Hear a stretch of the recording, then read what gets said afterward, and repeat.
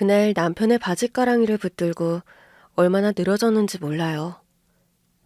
여보, 우리 다시 생각해보자. 이미 늦었어. 제출만 하면 끝인데 왜 이래? 남편이 원한 이혼이었지만 저는 원하지 않던 이혼이었어요. 저는 어떻게든 버텨보려고 했는데 남편은 저를 밀어내기만 했죠. 결국 남편의 냉랭한 태도를 견디다 못해 이혼을 수락했을 때 남편이 한숨을 내쉬면서 그러더라고요. 지금은 좀 힘들어도 나중에는 잘 선택했다고 생각할 거야. 이혼이라니. 아무리 힘들어도 이혼은 옳은 선택일 수 없다고 생각했어요. 우리 사이엔 두 아이도 있었으니까요. 결국 남편의 의지를 꺾지 못하고 법원 앞까지 갔는데 도저히 발걸음이 떼어지지 않는 겁니다. 그래서 남편의 바짓가랑이를 붙잡고 한 번 더 애원했어요. 여보, 우리 애들 생각해야지. 우리들이 힘을 합치면. 아니, 그냥 내가 감당해야 하는 일이야. 그럼 우리 애들은? 미안해. 지금은 내 몫만 감당하기에도 벅차. 그러면서 결국 저를 끌고 법원 안으로 들어가더라고요. 이혼하고 나오는데 눈물 콧물이 범벅이 됐어요. 그런데도 남편은 저를 한번 돌아보지도 않고 그냥 쌩하니 가더라고요. 집으로 돌아와서도 믿기지 않았어요. 설마 위장 이혼이겠지. 그러면서 남편을 기다려도 봤어요. 남편에게 언제든 돌아오라고 문자도 남겼지만 답은 없었죠. 그때 우리 집은 풍비박산 나 있었어요. 남편의 사업 실패로 살던 집도 팔아서 작은 빌라에서 월세를 살고 있었죠. 남편은 그 상황을 못 견뎌 했어요. 자신으로 인해 식구들이 길바닥에 나앉게 되자 남편은 저에게 이혼을 요구했습니다. 이혼하자. 갑자기 그게 무슨 소리야. 이혼하자. 이대로 버티면 빚쟁이들이 당신까지 괴롭힐 거야. 여보, 우리 집 처분해서 급한 빚은 갚았잖아. 남은 빚이 더 많아. 이혼하고 내가 혼자 감당할게. 처음에는 말도 안 된다고 생각했어요. 당신 혹시 무슨 핑계 대는 거 아니냐고, 다른 여자 있는 거 아니냐고까지 몰아세웠으니까요. 그러나 남편은 끄떡도 하지 않았어요.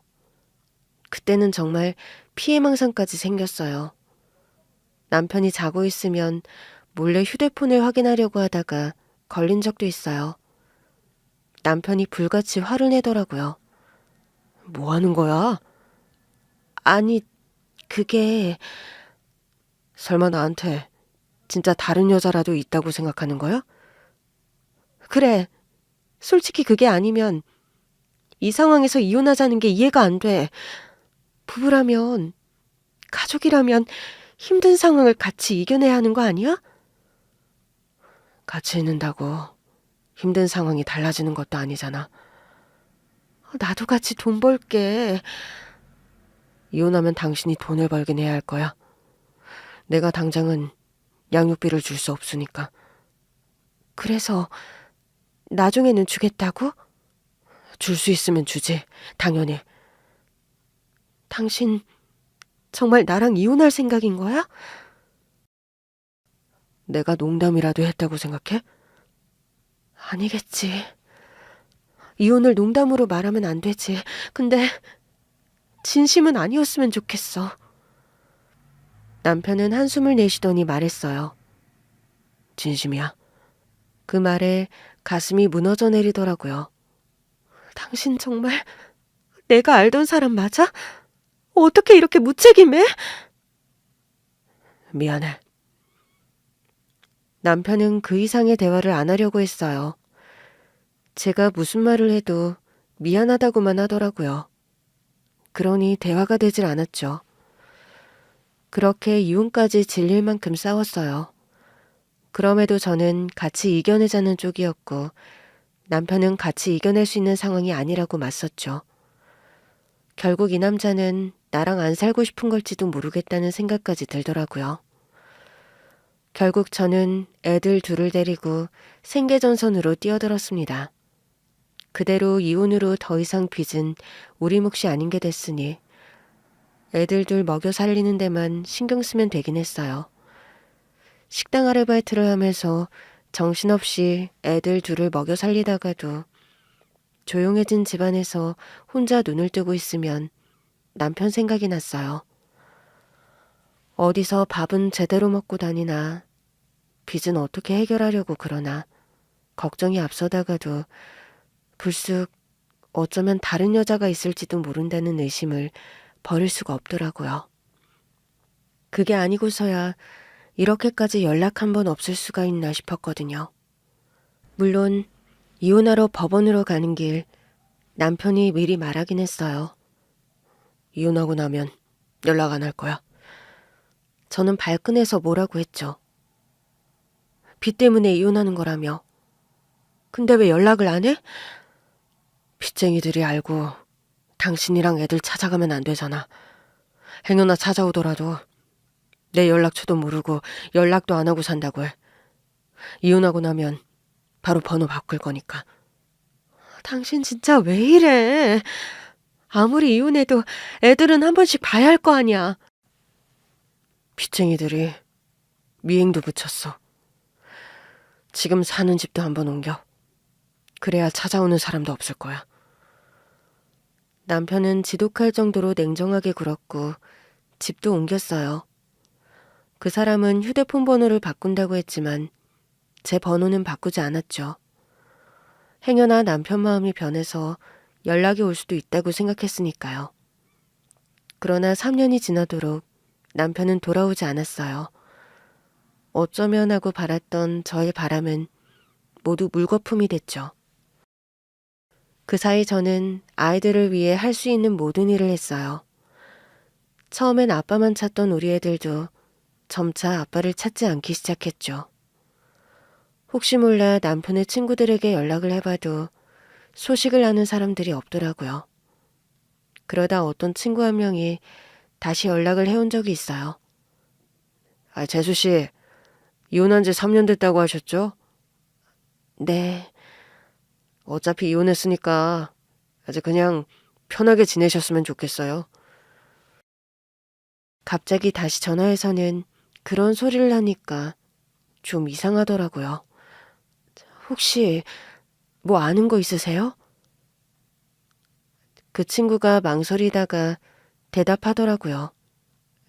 그게 재수 씨 연락받고 제가 수소문을 더해봤는데 어떤 여자랑 같이 있는 걸 봤다는 사람이 있더라고요. 뭐라고요? 아니 이제 그게 확실하게 봤다고 하더라고요. 부유해 보이는 여자랑 배를 타는 것 같았다나 뭐라나. 배를 타다니요. 그게 어디 가는 건지는 잘 모르겠고요. 아무튼 배 타는 걸 봤대요. 설마요. 그냥 닮은 사람 아니고요? 저도 그랬으면 좋겠는데. 그 사람의 이름을 불러봤는데 돌아보더래요. 그 말에 가슴이 또 무너지더라고요. 분명 포기했다고 생각했는데 빚 때문에 이혼한 것과 여자가 있어서 이혼한 건 차원이 다른 문제잖아요. 그때부터는 남편 생각만 해도 이가 갈리더라고요. 역시 여자의 촉이 맞았구나. 다른 여자가 있어서 처자식을 버렸구나 싶었죠. 마음 같아선 남편이 보란 듯이 잘 살고 싶었어요. 그러나 애들 둘 키우면서 식당에서 아르바이트를 하고 남는 시간에 온갖 일을 해도 모을 돈이 없었어요. 쓰기에도 부족한데 모을 돈이 어디 있었겠어요. 매달 월세 나가지 애들은 늘 필요한 것뿐이지. 제 양말에 구멍이 난 걸 보고도 꿰맬 시간도 없었어요. 사서 신는 건 꿈도 못 꿨고요. 제가 하도 구멍난 양말을 신고 다니니까 우리 딸이 한숨을 쉬더라고요. 엄마, 양말 다른 거 신으면 안 돼? 발가락이 너무 불쌍해. 어린 딸의 말에 얼마나 웃었는지 몰라요. 우리 딸 눈에는 내 뻥 뚫린 양말보다 그 양말을 비집고 나와 추운 제 발가락이 더 불쌍했던 모양이에요. 그래서 그날 밤엔 애들 재워놓고 양말을 꿰매기 시작했어요. 얼른 꿰매고 자자 했는데 구멍 안 난 양말이 한 켤레도 없는 겁니다. 설마 싶어서 양말 서랍을 다 찾아봤는데 정말 멀쩡한 양말이 하나도 없더라고요. 그래서 다 꿰매고 잤어요. 그러나 한 번 뚫린 양말은 얼마 못 가 또 뚫리더라고요. 그냥 버릴까도 했는데 버리다 보면 또 사야 하잖아요. 내 양말에 쓰는 돈이 왜 그렇게 아깝고 엄두가 안 나던지. 그게 우리 애들 속상하게 한다는 생각은 또 잊은 채 그냥 뚫린 양말 신고 사방팔방을 다니며 일만 했어요. 그러던 어느 날이었죠. 일이 좀 늦게 끝나서 집에 갔더니 큰애인 아들이 제 여동생까지 챙겨서 저녁을 먹고 설거지까지 해놓은 것 같더라고요. 고사리 같은 손으로 밥 차려 먹고 동생도 챙기고 우리 아들이 참 기특하다 싶던 그때였죠. 거실 한쪽에 선물 상자랑 편지가 놓여 있는 겁니다. 저게 뭐지? 전기세 아까워서 불도 한쪽만 키워둔 상태라 집안이 어두웠거든요. 가까이서 보니 애들이 저에게 쓴 편지더라고요.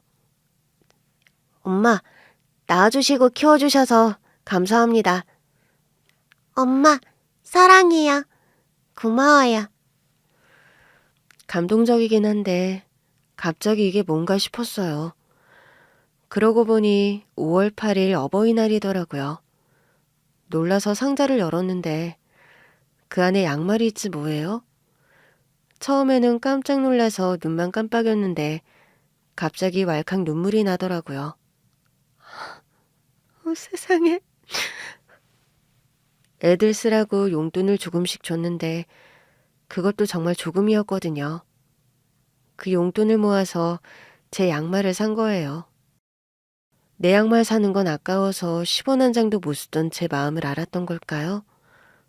내 자식들이지만 너무 기특한 겁니다. 이걸 아까워서 어떻게 신어. 그래도 제가 내일 아침에도 구멍난 양말을 신으면 애들이 서운해할 것 같더라고요. 그래서 아침 일찍부터 애들 보라는 듯이 새 양말을 신었더니 애들이 뛸 듯이 좋아하더라고요. 엄마, 양말 좋아? 그럼 우리 아들 딸이 사준 건데 당연히 좋지. 엄마, 이제 발가락이 안 춥겠다. 그래, 우리 딸이랑 아들 덕분에 엄마 발가락이 안 춥겠다. 애들 앞에서는 야무지게 새 양말을 신은 뒤 나와서는 바로 구멍난 양말로 갈아 신었어요. 아무리 생각해도 아까워서 그거 신고는 일을 못하겠더라고요. 애들 보는 데서만 신어야지 생각하며 식당으로 가던 그때였습니다. 모르는 번호로 전화가 오더라고요. 여보세요? 그런데 대답이 없더라고요. 요즘 스팸이니 뭐니 이상한 전화가 많잖아요. 아무래도 잘못 받았구나 싶어서 바로 끊으려던 그때였어요. 여보. 처음엔 정말 스팸 전화인가 싶더라고요. 누구세요? 여보. 나야. 내가 누군데요? 나한테 여보라고 부를 사람 없는데요. 하도 목소리까지 똑같이 따라한다고 하니까 믿을 수가 없었어요. 남편과 이혼한 지 5년째 되는 애였어요. 그렇게 기다릴 땐 연락 한 번 없던 남편이 갑자기 연락할 거라는 상상조차 할 수 없던 때였죠. 나야. 당신 전 남편. 애들 아빠. 말도 안 돼. 사기치는 거죠. 그 사람은 나한테 전화할 리가 없어요. 오랜만이지? 아니라고 아무리 우겨봐도 전 남편의 목소리가 맞더라고요. 무슨 일이야? 제가 할 수 있는 말은 그것뿐이었어요. 5년 만에 전화해서는 오랜만이라니 참 팔자 좋다 싶더라고요. 돈 많아 보이는 여자랑 배를 탔다더니 이제 그 여자랑 사는 것도 실증이 나서 선심 쓰듯 전처에게 연락 한번 했나 싶기도 했고요. 애들은 잘 지내? 당신이 그걸 왜 궁금해해? 지금껏 애들 한번 보러 안 왔으면서? 사정이 좀 있었어. 그랬겠지. 다른 여자랑 살았으니 눈치 보여서 애들을 어떻게 보러 왔겠어요. 더 묻고 싶은 마음도 안 들더라고요. 조만간 갈까 하는데. 어딜?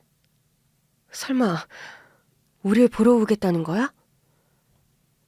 일단 당신부터 만나고 싶은데. 이 인간이 갑자기 왜 이러나 싶더라고요. 그 많은 여자한테 차인 건가? 그래서 이제야 나를 다시 찾는 건가 싶기도 했고요.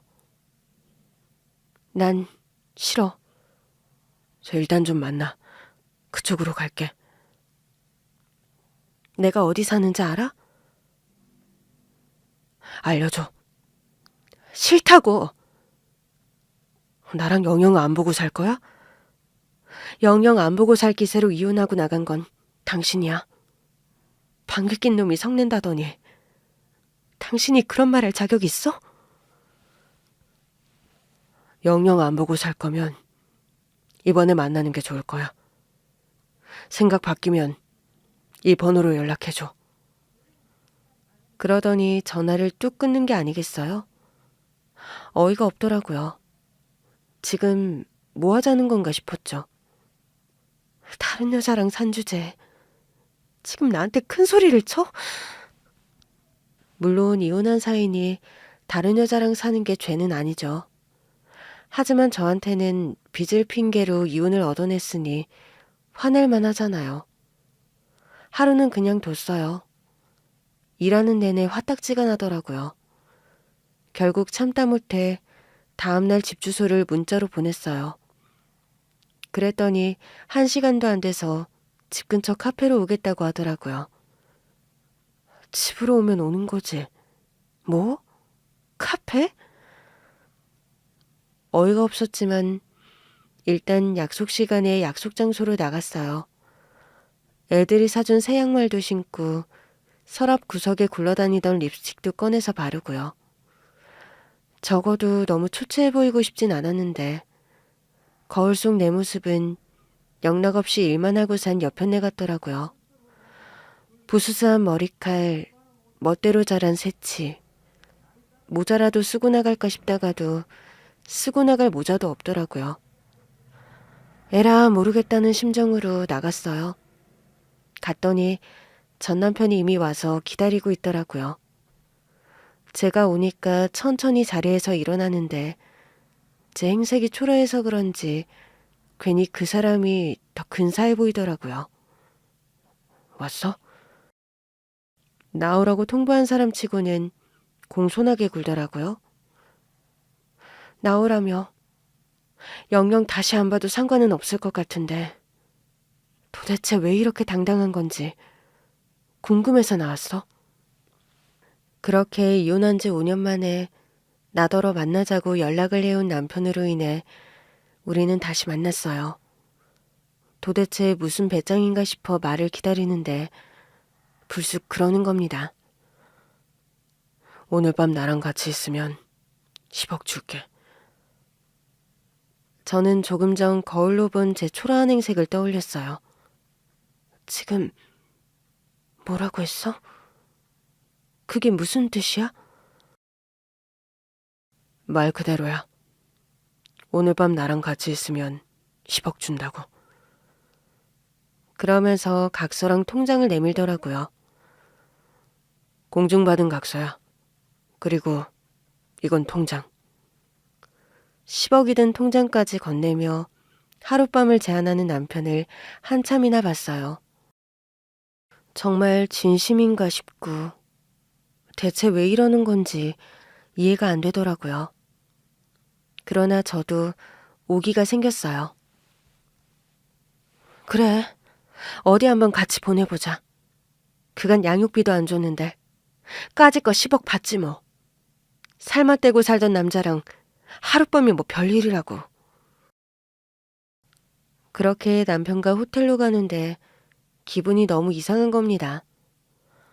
오기로 가자고는 했는데 무뚝뚝하게 앉아있는 남편을 보니 더 긴장이 되더라고요. 그렇게 호텔에 들어가서 호기롭게 말했어요. 나 먼저 씻고 올게. 괜히 더 자신만만한 척 샤워하고 나왔는데 그 순간 본 충격적인 남편의 모습에 입을 틀어막았어요. 여보! 너무 충격적이라 저도 모르게 남편을 여보라고 불렀어요. 여보, 왜 이래? 어? 남편은 바닥에 쓰러져 있었어요. 놀라서 119를 부른 뒤 남편의 상태를 살펴보는데 몸이 너무 앙상한 겁니다. 여보, 정신 차려봐, 어? 갑자기 왜 이래? 아무리 흔들어도 남편의 의식은 돌아오지 않았어요. 곧 119 구조대가 와서 남편을 싣고 병원으로 갔어요. 구조대원들이 조심스럽게 묻더라고요. 혹시 두 분 어떤 사이신지? 네? 아, 그게 평일 저녁에 호텔에 있었으니 부부로는 안 보였던 모양이더라고요. 저는 머쓱해하며 말했어요. 이혼한 부부 사이예요. 아, 이 사람 왜 이러는 거죠? 정확히는 모르겠지만 암 환자 같으신데요? 네? 제가 말기암 환우가 의식을 잃었다고 해서 출동을 나간 적이 있는데 상태가 비슷해서요. 어디까지나 제 의견입니다. 가서 정확하게 확인해 보시죠. 응급실로 가서 확인해 보니 말기암이 맞더라고요. 너무 당황스러웠어요. 다행히 조금 뒤 남편이 의식을 되찾더라고요. 당신 정말이야? 말기암이야? 여보, 지금 뭐 하자는 거야? 암 걸려서 돌아온 거야? 이제 봐줄 여자도 없고 하니까 이제야 우리한테 돌아온 거냐고. 중국에 있다고 왔어. 그래, 배 타고 갔겠지. 그걸 어떻게 알았어? 왜? 영원히 비밀로 할 수 있을 줄 알았는데 당황했어? 꽤 부유해 보이는 여자랑 같이 갔다고 하던데. 아, 정말 봤구나. 사실이란 소리네?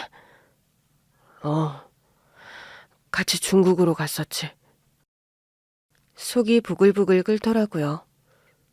그래도 말기암 환자라는데 성질껏 화는 못 내겠는 거예요. 꾹 참고 물었어요. 오늘 나 찾아온 이유가 뭐야? 10억 주려고. 주면 그냥 주는 거지. 왜 나한테 장난쳤어? 그 몸으로 호텔? 당신이랑 오랜만에 둘이 있고 싶어서 그랬어. 다른 여자랑 살다 온 주제에 나랑 호텔에 있고 싶었다고? 살다 오다니. 같이 중국에 있었던 거 아니야? 그건 맞는데 같이 살다 온 건 아니야. 그럴 리가. 같이 산 게 아니라고? 당신 지금 장난해? 여자랑 둘이 중국으로 갔으면서 같이 산 게 아니면. 아, 집은 따로 살았나 봐. 그 친구는 원래 중국에 살던 친구야. 친구? 어릴 때 우리 집이랑 친한 집 딸이었어. 이웃 사촌으로 만났었는데 그 집이 중국으로 이민하면서 그 후로는 연락할 일이 없었지. 그런데 나 회사 망하고 방황하던 때 나랑 우연히 길에서 만났어. 호시고 아주 운명적이었네. 솔직히 많이 놀라긴 했어. 창피하기도 했고. 그때 내 행색이 말이 아니었으니까. 애틋하시구만. 첫사랑이라도 되나 보지? 그런 거 아니야. 정말 동성 친구 못지않게 친한 친구야. 세상 사람들 다 붙잡고 물어봐봐. 어느 날 갑자기 처자식 버리고 떠나더니 웬 여자랑 중국 가서 살다 온 남자가 하는 말을 믿을 수가 있는지.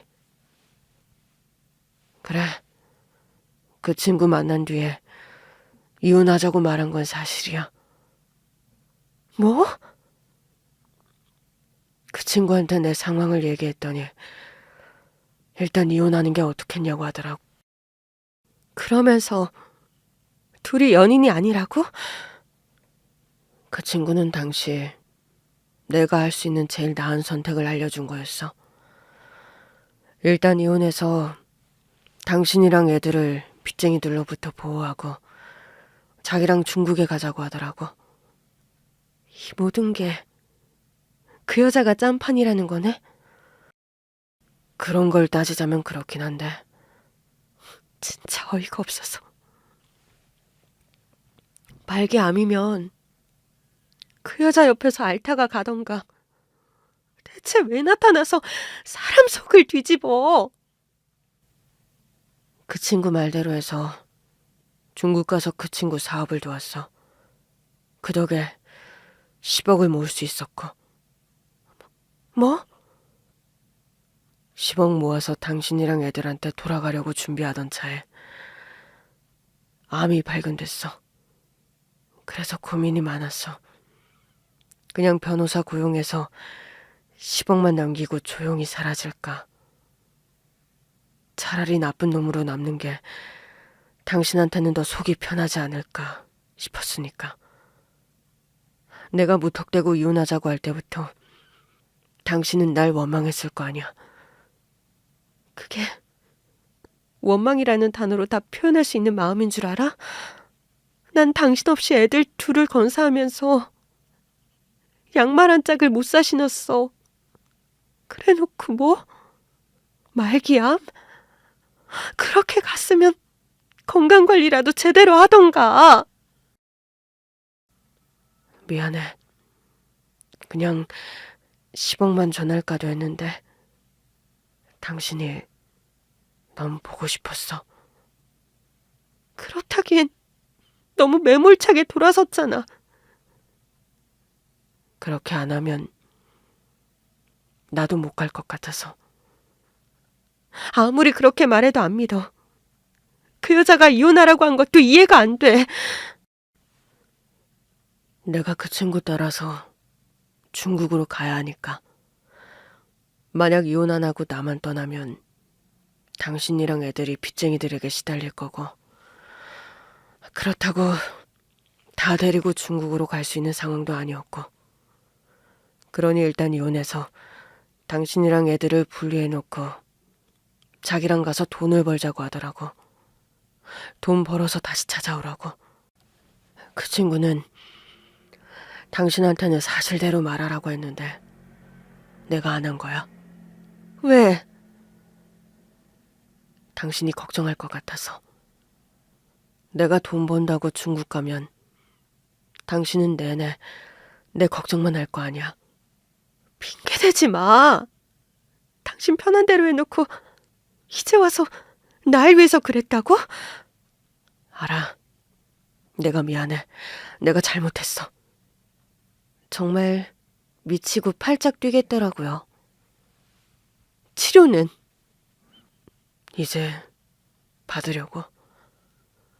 지금 10억이 문제야? 당신 치료부터 받았어야지. 어차피 한국으로 돌아올 거였으니까 돌아와서 받으려고 했어. 이미 진료는 다 받았고 수술 날짜도 잡혔어.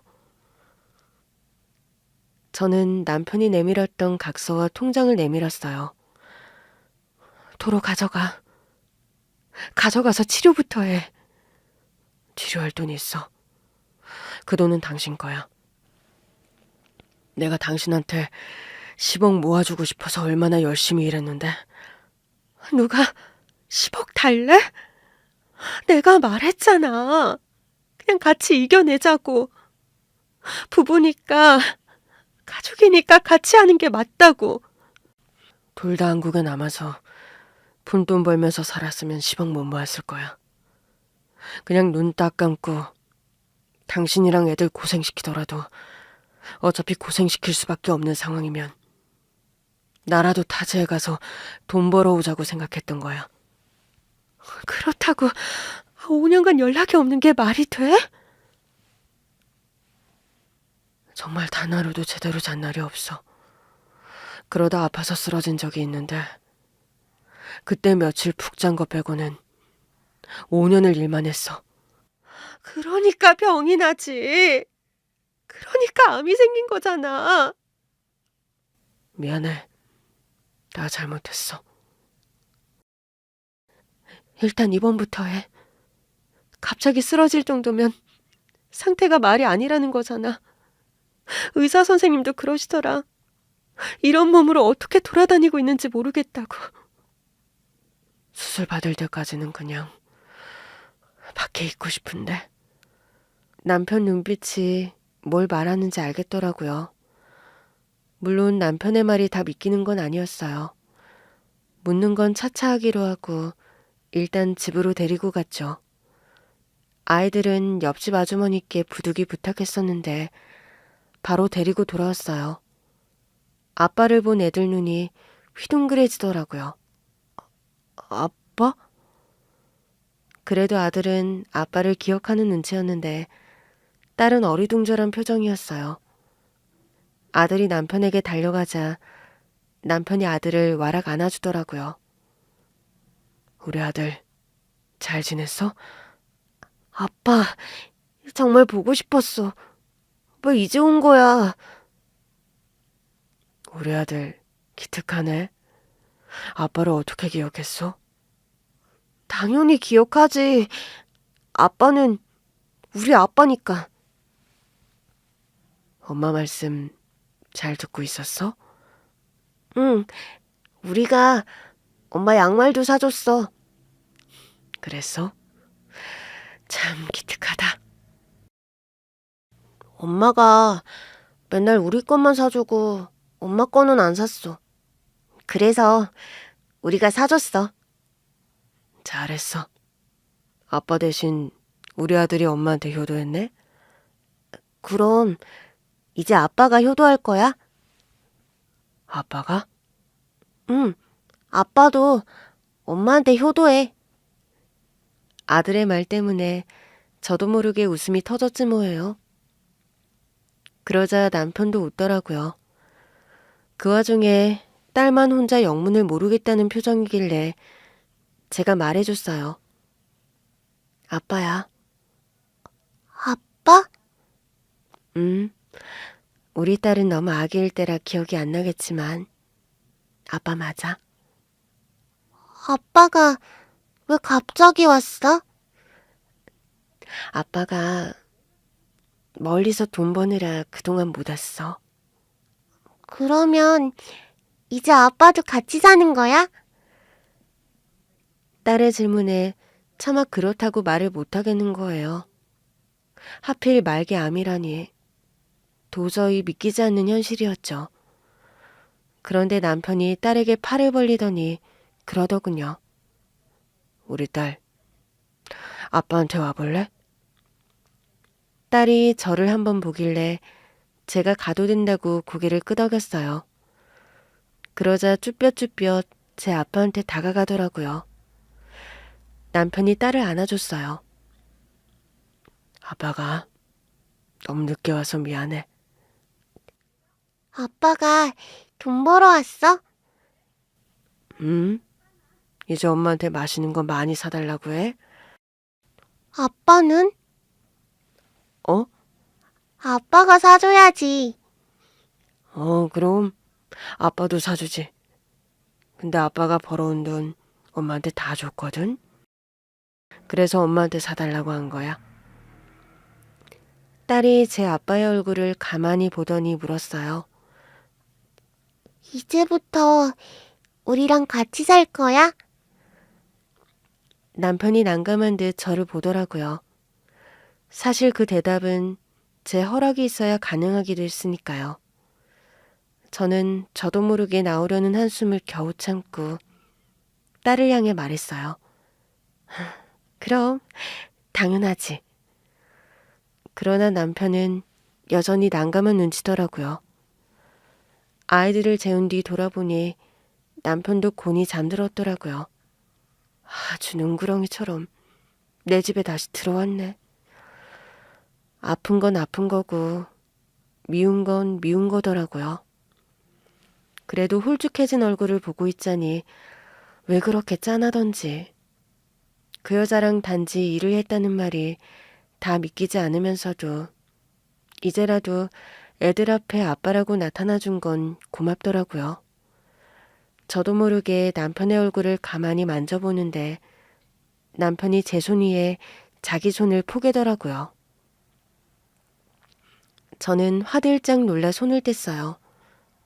뭐야, 앉았어? 깼어. 혹시 어디 아파? 약 줄까? 살짝. 약 먹을 때가 지나긴 했어. 아, 그럼 말했어야지. 잠깐만. 저는 일단 남편에게 약을 먹였고 남편은 다시 자리에 누웠어요. 많이 아파? 괜찮아질 거야. 병원에 입원하는 게 낫지 않겠어? 애들이랑 당신 보니까 전부 다 안 아픈 것 같아. 아까 애들이랑 같이 있는데 거짓말처럼 아픈 줄 모르겠더라고. 그래, 아주 속 편해서 좋겠다. 다 사실이야. 그 친구랑 전화라도 걸어줄까? 내가 신세를 많이 졌어. 중국 가서 지낼 집도 알아봐주고 내가 10억 모아서 한국 돌아가는 게 목표라고 하니까 하루라도 빨리 가족들 품으로 돌아갈 수 있게 도와주겠다고 하더라고. 정말 덕분에 10억도 모은 건데 그 친구도 내가 암인 거 알고 많이 당황했어. 나 수술할 때 들르겠다고 하더라고. 그 여자가 온다고 했다고? 남편은 단지 친구라고 했지만 여전히 마음 한켠이 불편하더라고요. 오지 말라고 할까? 당신 불편하면 그럴게. 그러나 막상 남편이 또 그렇게 말하니 차마 오지 말라고는 못하겠더라고요. 어떻게 그래? 당신 많이 도와주신 분이라며. 그렇긴 한데 차라리 만나보는 건 어때? 내가 그 여자를? 왜? 직접 얘기 들으면 더 믿을 수 있지 않을까? 내가 당신한테 이혼하자고 매정하게 군 건 큰 잘못이지만 정말이야. 나 결백해. 절대 다른 여자 본 적 없어. 나한테 당신 말고 다른 여자가 어딨어? 사실 우리가 만나기 시작한 건 남편이 저한테 첫눈에 반해서였어요. 길을 가고 있는데 웬 남자가 덥석 제 팔을 잡는 거예요. 뭐 하시는 거예요? 좀 전에 버스에서 봤는데요.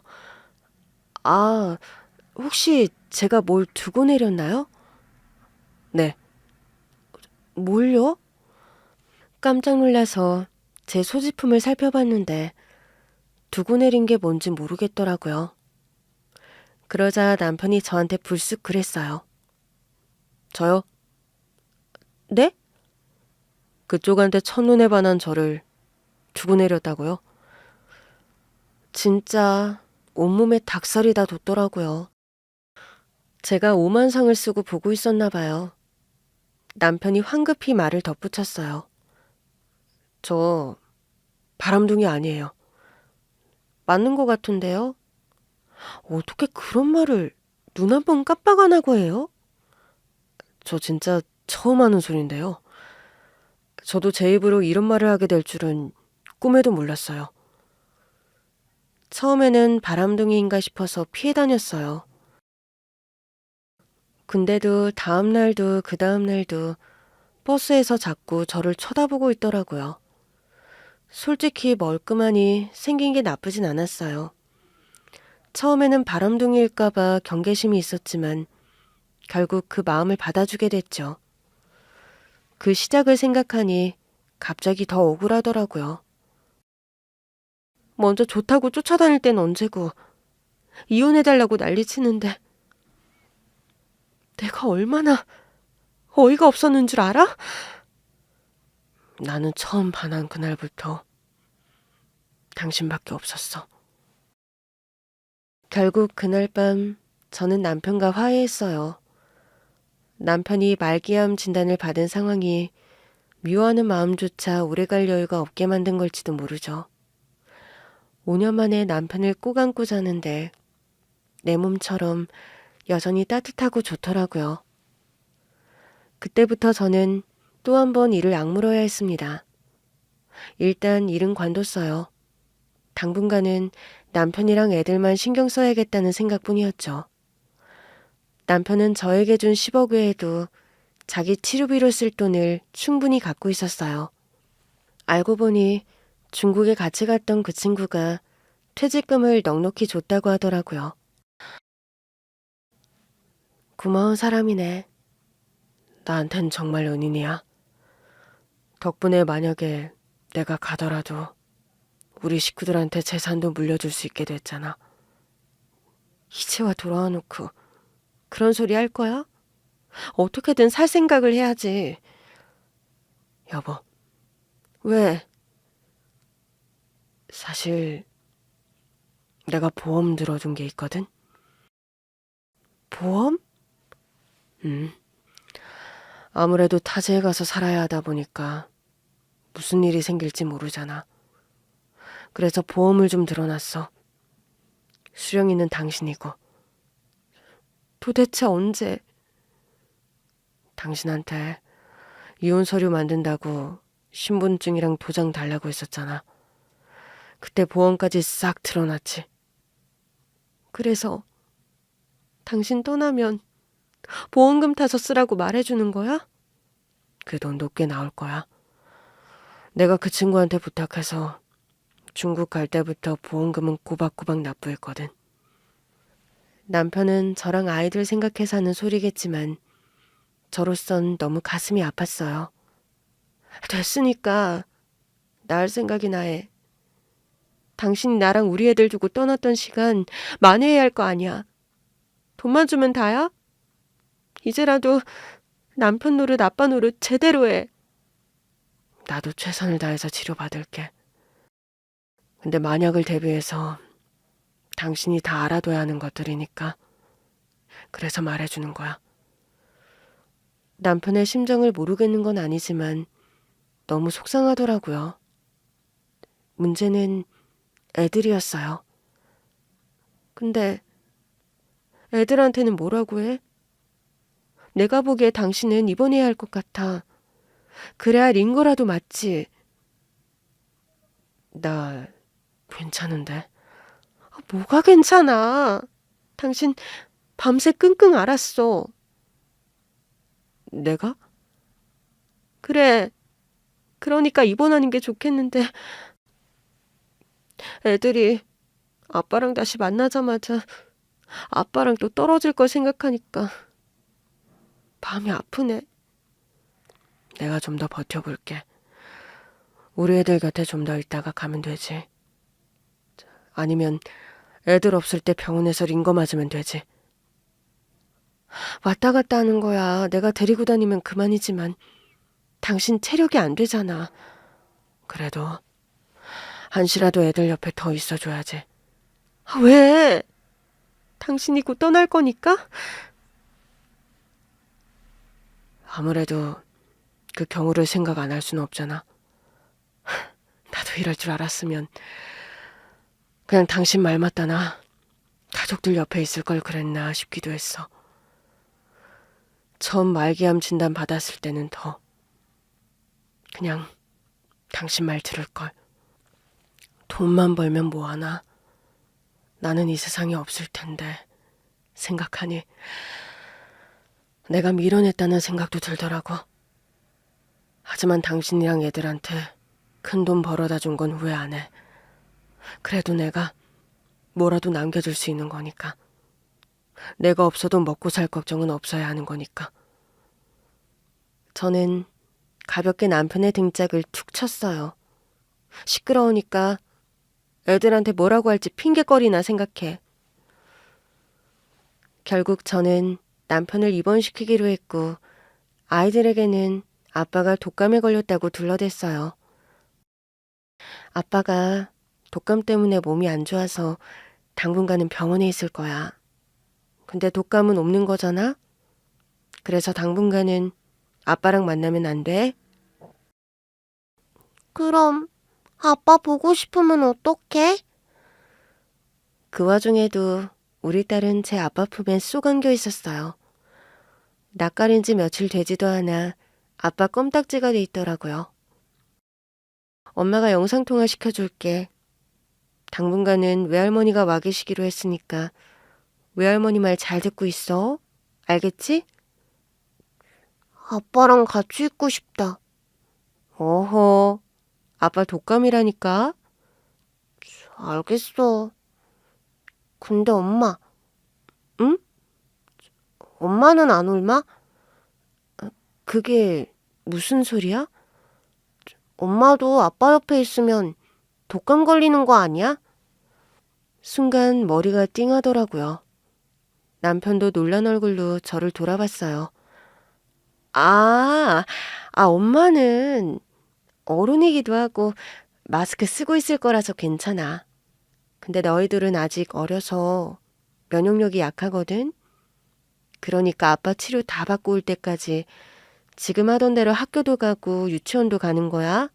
알겠지? 우리 애들은 자기 아빠가 독감으로 병원에 입원했다는 말을 곧이곧대로 믿더라고요. 애들이라 다행이다 싶었죠. 저는 남편이 수술을 받기로 한 병원에 남편을 입원시켰어요. 수술 날짜까지 일주일 정도 남아 있었지만 병원에서도 입원해서 검사랑 치료를 받으면서 준비하는 게 더 좋다고 하더라고요. 덕분에 바로 입원할 수 있었어요. 그리고 수술 전날 그 여자가 왔죠. 안녕하세요. 안녕하세요. 처음 뵙겠습니다. 어떻게 제 친구를 용서해 주셨네요? 아니지. 남편분을 용서하신 거겠죠? 다 들었어요. 일부러 이혼하고 중국 가서 돈 벌어 왔다고 하더라고요. 제가 아이디어를 내긴 했는데 이 친구가 많이 울었어요. 중국에서 일 시작하던 초반 무렵에는 틈만 나면 멍하니 하늘을 보더라고요. 무슨 생각하느냐 물으면 아내랑 아이들 생각한다고 그러더라고요. 오기 전에 문자 주고받으면서 들었어요. 저와의 관계를 오해하셨다고요. 그게 그러실만 하죠. 서울에서 다시 만난 건 정말 우연히 왔어요. 근데 이 친구 얼굴이 근심 덩어리길래 제가 물어봐서 겨우 알아냈어요. 회사도 망하고 여러모로 힘든 시간을 보냈더라고요. 빚을 거의 다 갚긴 했는데 아직 남았다. 그 돈도 갚고 다시 재기해야 하는데 어떻게 해야 할지를 모르겠다. 그러더라고요. 그래서 제가 제안했어요. 나랑 중국 가서 돈 벌어서 빚을 마저 갚고 돈 좀 모아서 다시 돌아오라고요. 많이 힘드셨죠? 혼자 아이 둘 키우고 남편이 이혼을 하자고 했으니 그 배신감이 오죽하셨겠어요.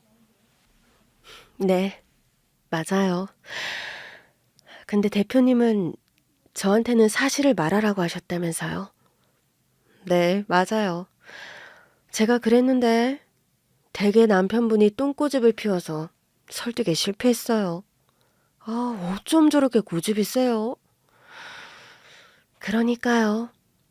말을 좀 하고 가지.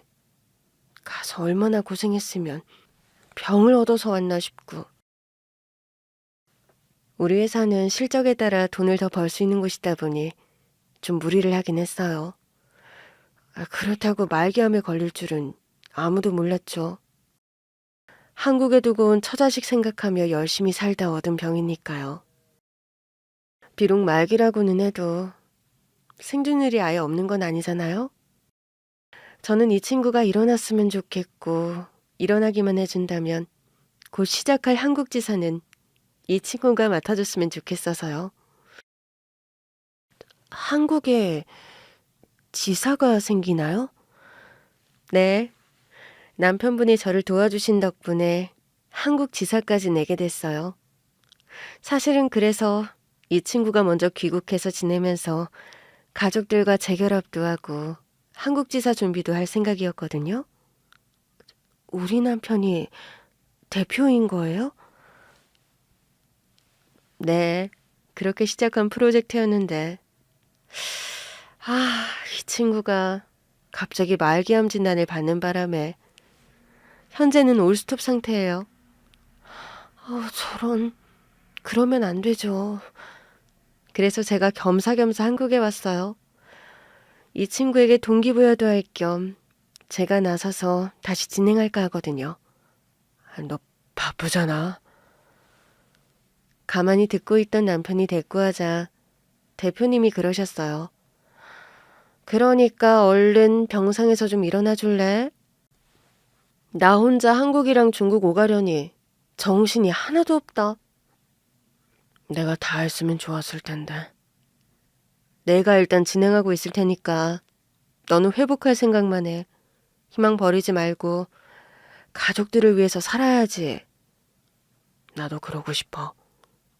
나 때문에 마음고생 몸고생한 우리 와이프도 행복하게 해주고 이제라도 우리 애들한테 아빠 노릇도 해주고. 저는 남편의 손을 잡았어요. 여보, 우린 할 수 있어. 기대가 크면 실망도 큰 법이잖아. 그래도 할 수 있어. 걱정하지 마. 여보, 우리 애들을 생각해서라도 최선을 다하자. 우린 부모잖아. 애들 생각하면서 뭐라도 해보자. 기껏 애써서 왔잖아. 여보, 내가 이래서 당신한테 돌아올 생각을 했다고 해서 당신을 만만하게 생각한 건 절대 아니야. 당신도 알다시피 우리 관계는 내가 먼저 반했고 내가 열심히 쫓아다녀서 시작됐잖아. 근데 나는 당신이 나 말고 다른 남자랑 재혼할 거라는 생각이 안 들더라고. 남들이 들으면 이상하다 할 수도 있지만 나는 당신이 어쩐지 나를 기다릴 것만 같았어. 착각도 자연해. 누가 기다렸다고 이래? 그래도 남편 회사 대표님이 와주시니 마음이 좀 든든하더라고요. 대표님은 다음 날도 우리 남편의 수술을 지켜봐 주셨고 어느새 저는 대표님과 꽤 친해졌어요. 걔가 어릴 때는 저보다 키가 작았거든요. 근데 고등학교 때 가니까 갑자기 훌쩍 크대요. 사람이 달라 보였다고 해야 하나? 그때부터 저의 짝사랑이 시작됐던 것 같아요. 짝사랑이요? 우리 신랑을요? 네. 그때는 눈이 삐었죠. 늘 손에 책 들고 다니고 도서관에 살고 그러니까 신비해 보였어요. 근데 뭐 환상이 얼마나 가겠어요. 얼마 못 가서 연애 포기하고 친구로 지내기로 했어요. 갑자기 환상이 깨지기라도 한 거예요? 아니, 제가 저한테 관심이 전혀 없더라고요. 나중에는 자존심이 상해서 먼저 말했어요. 내가 고백한 거 그냥 잊고 친구로 지내자고요. 그랬더니 신나서 좋다고 하는 거 있죠? 그때는 속이 꽤 뒤집혔었어요. 그 마음 저도 알죠. 보통 답답해야 말이죠. 그때부터 계속 친구로 지냈어요. 나중에는 제가 연애 상담까지 부탁했던 진짜 친구 사이예요. 그리고 만약에 이렇게 말했는데도 안 믿기실까봐 이거 보여드릴게요. 대표님이 본인 휴대폰을 내미시더라고요. 어머, 이게 뭐예요? 제 가족 사진이요. 저 결혼한 지 7년 됐어요. 세상에. 전 그런 줄도 모르고. 그러니 당연히 우리 집에서 안 지냈고요. 제가 지낼 만한 집을 알아봐줬죠. 회사 사택을 제공한다고 생각하고요. 그 친구요. 얼마나 짠돌인지 한국 오기 전까지도 제가 제공한 사택에서 지냈어요. 자기 돈은 절대 안 쓴다면서 그 돈은 다 자기 와이프 거라고요. 하여튼 내 옆에는 있지도 않았으면서 말은 참 잘하고 다녔네요. 갑자기 이혼하자고 하니까 혹시 숨겨둔 여자가 있나 했는데 누군가가 대표님이랑 우리 신랑이 배 타는 걸 봤다고 하더라고요. 오해하실 만했네요. 원래는 비행기 타고 가려고 했는데 마침 물품도 배로 이송할 예정이어서 그 배를 타고 같이 갔어요. 딸이 참 예쁘네요. 감사해요. 남편이랑 하나만 낳아서 잘 기르자고 했는데 애가 클수록 하나 더 나올까 싶더라고요. 그러던 차에 이 친구가 암 진단을 받는 바람에 일이 다 꼬였어요. 원래는 이 친구가 대부분의 실무를 다 맡아줬는데 없으니까 제가 다 해야 하더라고요. 그렇게 대표님과 이런저런 이야기를 나누다 보니 어느새 수술이 끝났더라고요. 남편은 의식을 찾자마자 저를 찾았어요. 여보, 정신 들어? 나 살아있어? 응, 살아있어. 그 말을 끝으로 스르르 잠들더라고요.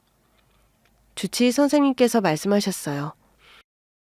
현재로서 할 수 있는 수술은 성공적으로 끝났지만 전이 여부도 확실하게 본 뒤에 다시 말씀 나누도록 하죠. 우리 신랑 정말 수술은 잘 끝난 거죠? 예, 일단은 걱정 마시고 환자가 안정을 취할 수 있게 곁에서 도와주세요. 수술 후 눈을 뜬 남편은 아이들을 보고 싶어 했어요. 우리 애들 밥 잘 먹고 있나? 잘 먹고 있대. 장모님도 내가 미우시겠지? 엄마한테는 말 안 했어.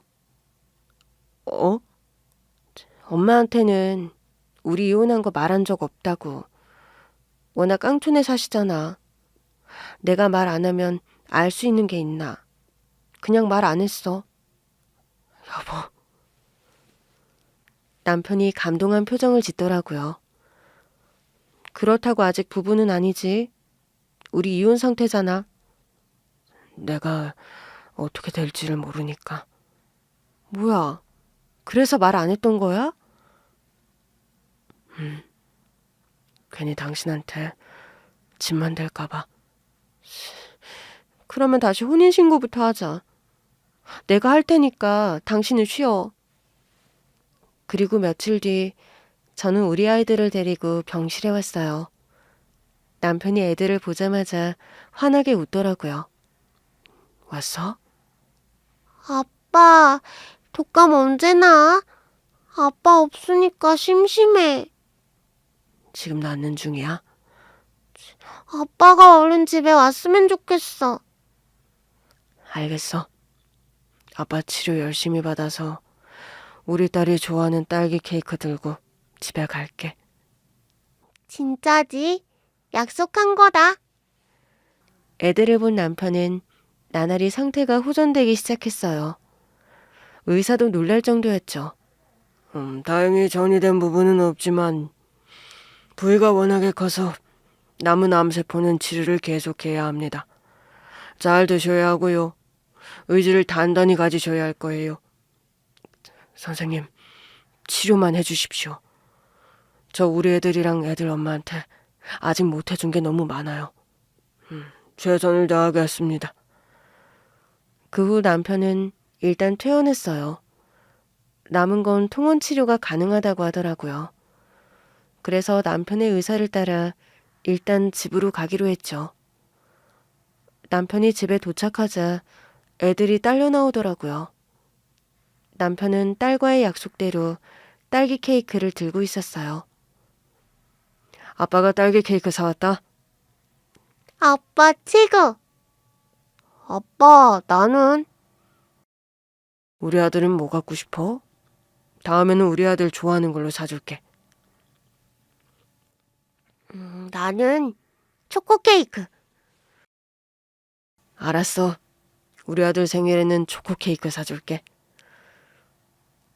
남편은 아이들과 함께 지내면서 나날이 건강해졌어요. 애들은 이제 아빠가 아픈 곳이 없는 줄 알 정도로요. 그 사이 저는 남편 회사 대표님의 부탁으로 한국지사 일을 돕고 있어요. 중국에 거주하는 대표님의 비서 같은 역할인데 재택근무를 하면서 필요할 때만 현장 점검을 해주면 되는 일이었죠. 덕분에 돈을 까먹기만 하지 않아도 돼서 좋더라고요. 하루는 일을 마치고 집에 들어갔는데 집이 캄캄한 겁니다. 다들 어디 나갔나? 말도 없이 나갈 리가 없는데 생각하면서 신발을 벗는 순간 남편과 아이들이 나란히 서서 케이크를 들고 나오더라고요. 어? 다들 뭐 하는 거야? 당신 오늘이 무슨 날인지 몰라? 오늘? 오늘이 무슨 날인데? 잠깐, 오늘이 며칠이더라? 남편이 상처받은 얼굴로 말했어요. 우리 결혼기념일이잖아. 아차 싶더라고요.